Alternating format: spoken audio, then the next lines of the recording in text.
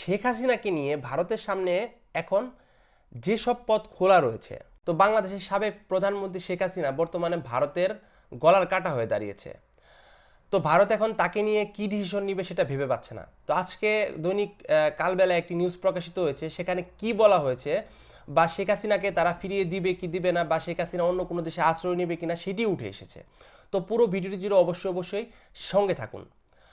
ছাত্র জনতার গণ অভ্যুত্থানে পদত্যাগ করে দেশ ছেড়েছেন সাবেক প্রধানমন্ত্রী শেখ হাসিনা ও তার বোন শেখ রেহানা।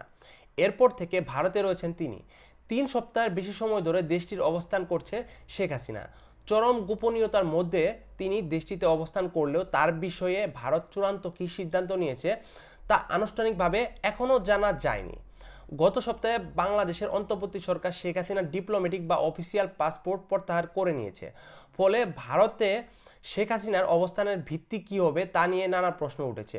এমন পরিস্থিতিতে ভারতের শীর্ষ পর্যায়ের সরকারি কর্মকর্তা ও বিশ্লেষকদের সঙ্গে কথা বলেছে বিবিসি। এ ভিত্তিতে এই মুহূর্তে শেখ হাসিনাকে নিয়ে ভারতের সামনে কার্যত 3টি অপশন বা রাস্তা খোলা রয়েছে বলে জানিয়েছে সংবাদ মাধ্যমটি। মানে শেখ হাসিনাকে নিয়ে ভারতের 3টি রাস্তা খোলা রয়েছে। এগুলো যদি তারা এই 3টি রাস্তার একটির ভিতরে না যায় তাহলে অবশ্যই ভারত বিপদে পড়বে। তো দেখুন কি কি রাস্তা সেগুলো রয়েছে। বিবিসি বাংলার এক প্রতিবেদনে বলা হয়েছে, ভারতের সামনে প্রথম রাস্তাটি হলো নিরাপদ ও সুরক্ষিত পরিবেশে থাকার নিশ্চয়তা পাবেন এমন তৃতীয় কোনো দেশে শেখ হাসিনাকে আশ্রয়ের ব্যবস্থা করা। মানে ভারত সেটা নিজেরাই করবে, কারণ শেখ হাসিনার পাসপোর্ট দিয়ে সে কোনো দেশে ভ্রমণ করতে পারবে না। দ্বিতীয়টি হলো ভারতে শেখ হাসিনাকে রাজনৈতিক আশ্রয় বা পলিটিক্যাল অ্যাজাইলাম দেওয়া। এর ফলে তিনি দেশটিতে আপাতত থাকার সুযোগ পাবেন। মানে এখন রাজনৈতিক আশ্রয় ভারতে তিনি নিতে পারবেন, যদি দেন তাহলে সে ভারতে থাকতে পারবেন, না হলে সে ভারতে থাকতে পারবে না। আর তৃতীয় পথটি এখনোই বাস্তবায়ন সম্ভব নয়, তবে দেশটির কর্মকর্তা ও পর্যবেক্ষকদের মতে কিছুদিন পর উপযুক্ত পরিবেশ ফিরলে বাংলাদেশে শেখ হাসিনার রাজনৈতিক প্রত্যাবর্তনের জন্য ভারত চেষ্টা করতে পারে।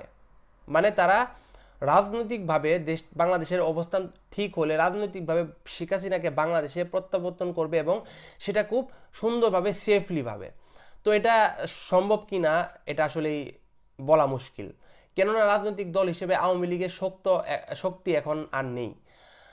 প্রতিবেদনে বলা হয়েছে প্রথম পথটি ভারতের কাছে সেরা অপশন। তা নিয়ে অবশ্যই কূটনৈতিক বা থিঙ্ক ট্যাঙ্ক মহলে কোনো সন্দেহ নেই, কারণ শেখ হাসিনা ভারতে থেকে গেলে আগামীতে দিল্লি ঢাকা সম্পর্ক বিরূপ প্রভাব পড়তে পারে। শেখ হাসিনা যদি ভারতে এভাবে আশ্রয় থাকে তাহলে বাংলাদেশের পরবর্তী নতুন যে সরকার আসবে তারা ভারতকে সবসময় পুশ করবে যে শেখ হাসিনাকে তার দেশে ফিরিয়ে দিতে, না হলে ভারতের সাথে বাণিজ্যিক চুক্তি তারা বন্ধ করতে পারে। তো এই হচ্ছে বর্তমান পরিস্থিতি। তৃতীয় কোনো বন্ধু দেশে পাঠানো। ভারত সরকারের পক্ষ থেকে সর্বশেষে জানানো হয়েছে যে শেখ হাসিনার এবার ভারতে আসার বিষয়টি ছিল সাময়িক। গত 6 আগস্ট ভারতের পররাষ্ট্র এস জয়শঙ্কর দেশটির পার্লামেন্টে বাংলাদেশের পরিস্থিতি নিয়ে বিবৃতিতে এই প্রসঙ্গে ফর দ্য মোমেন্ট কথাটা ব্যবহার করে বলেছিলেন, শেখ হাসিনা নিরাপদ কোনো তৃতীয় দেশে পাঠানোর চেষ্টা এখন পুরোদমে অব্যাহত আছে।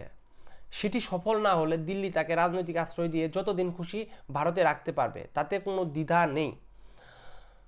তবে এই জায়গায় সমস্যা ভারতেরই, কারণ তারা রাজনৈতিক আশ্রয় দিয়ে তাকে রাখতে পারে, কিন্তু পরবর্তীতে যেহেতু আওয়ামী লীগ বাংলাদেশের ক্ষমতায় আসবে না, সেহেতু অন্য কোনো দল আসবে। অন্য কোনো দল আসলে অবশ্যই ভারতকে সবসময় পুশ করবে যে শেখ হাসিনাকে ফিরিয়ে দিন, না হলে আপনাদের সাথে সকল ধরনের বাণিজ্য চুক্তি আমরা বন্ধ করব।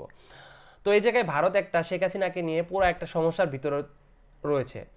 তো এই বিষয়টিকে আপনারা কিভাবে দেখছেন? শেখ হাসিনার সামনে পরিস্থিতি কি হবে, বা শেখ হাসিনা কি ভারতে থাকবে কি থাকবে না, সেটি অবশ্যই কমেন্ট করে জানাবেন। আর এমন আরও গুরুত্বপূর্ণ সব ভিডিও আপডেট সবার আগে পেতে আমাদের এই ইউটিউব চ্যানেলটিকে অবশ্যই সাবস্ক্রাইব করবেন। ধন্যবাদ সবাইকে।